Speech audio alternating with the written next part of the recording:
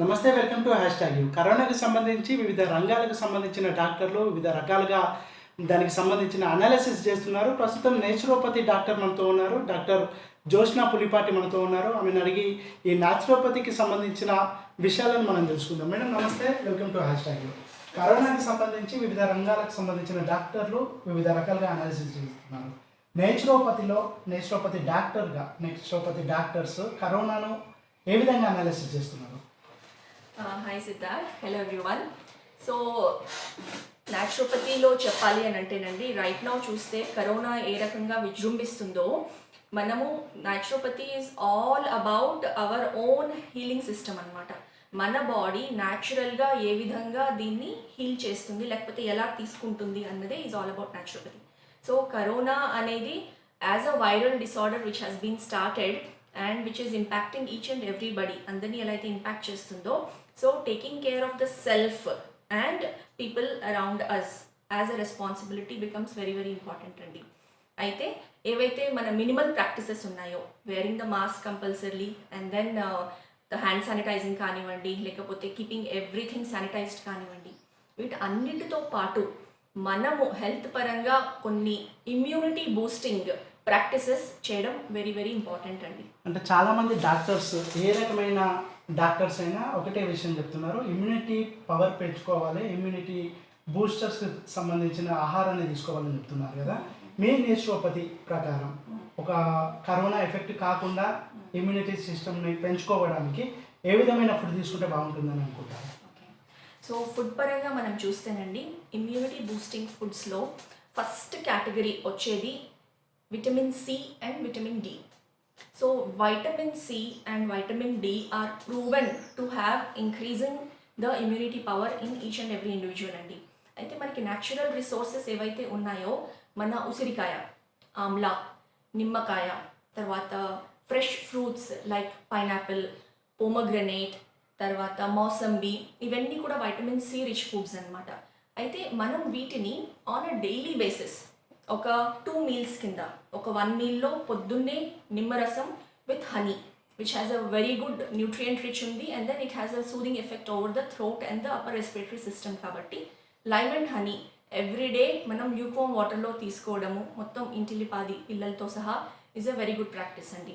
అదే కాకుండా ఉసిరికాయ ముక్కలు మనము వాటిని తేనెలో ప్రిజర్వ్ చేసి, తేనెలో పెట్టి, లేకపోతే కొంచెం సాల్ట్ యాడ్ చేసి యాజ్ ప్రిజర్వేటివ్స్గా మనం ముక్కలు తయారు చేసుకొని డైలీ ఒక 2-3 ముక్కలు చప్పరిచ్చి తీసుకుంటే కూడా will get good dose of vitamin C. అలానే విటమిన్ డికి the best, we know that vitamin D get sensitised through our skin from the sun అనమాట, sunlight. So exposure to the sunlight for 30 minutes on a daily basis. So morning the best time would be before 11 AM అండి, or 3 to 5 PM అనమాట. మనము ఎండలో బాల్కనీస్లో కానివ్వండి, terrace పైన కానివ్వండి, ఒక light coloured clothing వేసుకొని ఎక్స్పోజ్ అయ్యి సన్లైట్లో ఉంటే కనుక that will help get the vitamin D అనమాట. అండ్ కరోనాకి ఇది సరిపోవడం లేదు కాబట్టి సప్లిమెంట్స్ రికమెండ్ చేస్తూ ఉన్నాము. సో అది తీసుకోవడం కూడా వెరీ ఏ విధమైన సప్లిమెంట్స్ తీసుకోమని చెప్తారు? ఇది విటమిన్ డికి మనకి రెగ్యులర్గా 60 ఇంటర్నేషనల్ యూనిట్స్ సప్లిమెంట్ ట్యాబ్లెట్ ఫామ్లో వస్తున్నాయి, అండ్ దెన్ గ్రాన్యూల్స్ ఫామ్లో వస్తున్నాయి.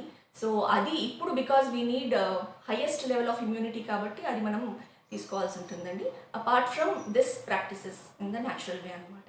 కరోనా వచ్చిన వాళ్ళు కానీ కరోనా అనుమానితులకు కానీ ఏ విధమైన ట్రీట్మెంట్ సజెస్ట్ చేస్తారు? అంటే ఒక్కొక్క డాక్టర్ ఒక్కోలాగా చెప్తున్నటువంటి పరిస్థితి ఉంది. మీ నేచురోపతిలో ఏ విధమైన ట్రీట్మెంట్ ఇస్తారు?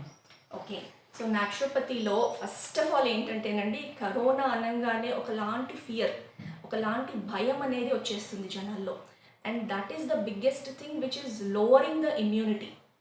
సో అందరూ తెలుసుకోవాల్సింది ఏంటి అంటే, ఒకవేళ కరోనా పాజిటివ్ ఉండనివ్వండి, నెగిటివ్ ఉండనివ్వండి, ఎనీ కైండ్ ఆఫ్ సిమ్టమ్స్ మనకి కనిపిస్తున్నా కానివ్వండి, ఫస్ట్ థింగ్ భయపడొద్దండి.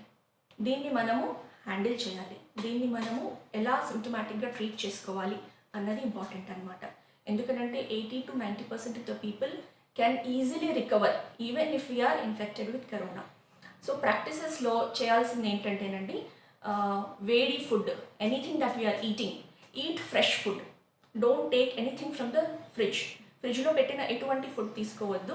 వేడివేడిగా వండుకున్న ఫుడ్ విత్ ఇన్ 1 hour మనం కన్జ్యూమ్ చేసుకోవాలి.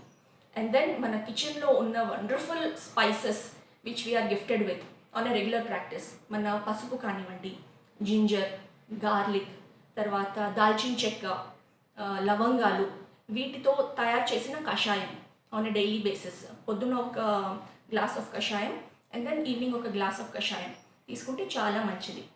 Then steam inhalation through the nose, steam inhalation through the throat, that helps wonderfully well.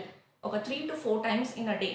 Are ఎటువంటి సిమ్టమ్స్ కనిపిస్తాయి అలాంటిది ఏమీ లేదు అని అంటే మార్నింగ్ ఒకసారి, నైట్ ఒకసారి పడుకోబోయే ముందు అందులో కొంచెం పసుపు వేసుకొని స్టీమ్ తీసుకుంటే that will help any kind of infection to be completely avoided అండి. కరోనా వచ్చిన వాళ్ళు ఖచ్చితంగా కషాయం తీసుకోవాలని అన్ని రకాలకు సంబంధించిన డాక్టర్స్ చెప్తున్నటువంటి పరిస్థితి ఉంది.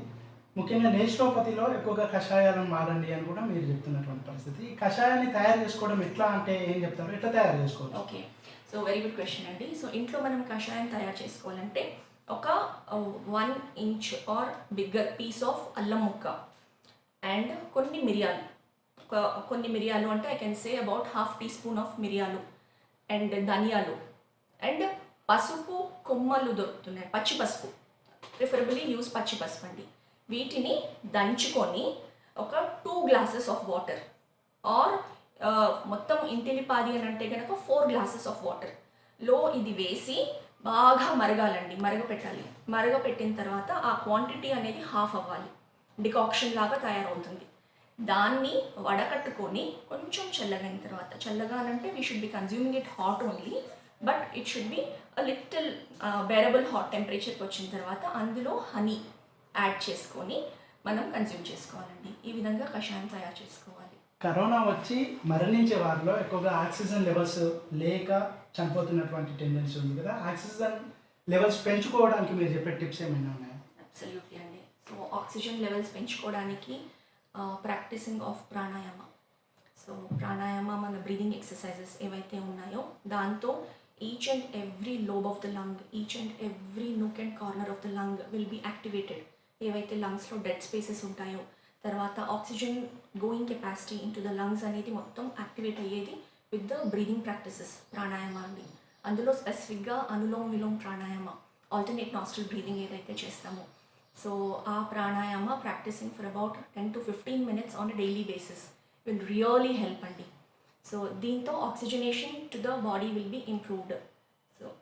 సో కరోనా ఫైనల్గా కరోనా వచ్చిన వాళ్ళు ఖచ్చితంగా చనిపోతారని చాలామంది భయపడుతున్నటువంటి టెండెన్సీ ఉంది. కరోనా వస్తే భవిష్యత్తులో చాలా దీర్ఘకాలిక సమస్యలు వచ్చే అవకాశం ఉందని చాలామంది భయపడుతున్నటువంటి టెండెన్సీ ఉంది. వీళ్ళకు మీరు ఇచ్చే సజెషన్? యా అండి, సో భయపడద్దండి. ఫస్ట్ మనం అనుకున్నట్లు ఈ భయమే మనల్ని కరోనా కంటే ముందు చంపేసేటట్లుంది. సో భయపడద్దు, ఏది వచ్చినా కానివ్వండి, we can deal with it.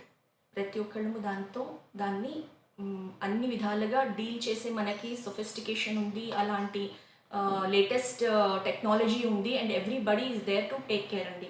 So భయాన్ని పక్కన పెట్టి రియాలిటీని చూసుకొని వేర్ వీఆర్ అన్నది చూసుకొని దాని ప్రకారంగా మనము ట్రీట్మెంట్ అందుబాటులో ఉన్నది ఈ ప్రాక్టీసెస్ అన్నీ చేసుకుంటూ ఇమ్యూనిటీని పెంచుకునే బాధ్యత వహిస్తే కనుక ఏమీ కాదు అనండి. We will be able to take care very well.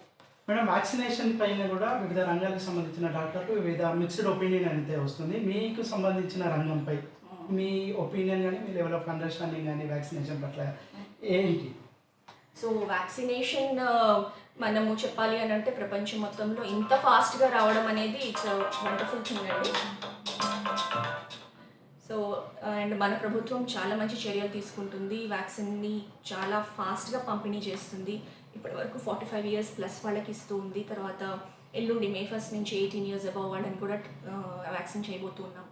So vaccination పైన ఉన్న డిఫరెంట్ ఒపీనియన్స్, అపోహలు అన్నీ ఉన్నాయండి. But nothing to worry. Vaccination అనేది తీసుకోవచ్చు.